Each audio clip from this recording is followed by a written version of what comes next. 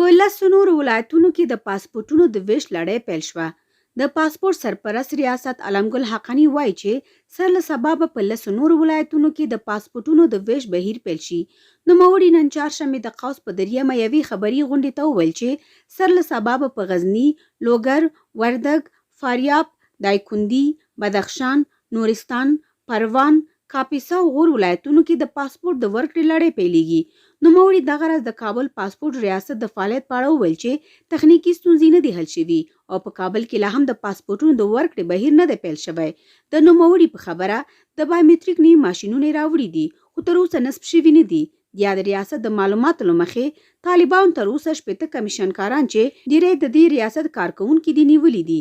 ښاغلي حقانی ویلي چې له افغانستان څخه د بهرنیانو د وتلو پر مهال دوی په کورنۍ چارو وزارت کې د بایومټریک دستګاوې خرابې کړي او ډیری معلومات یې له ځان سره وړي دي.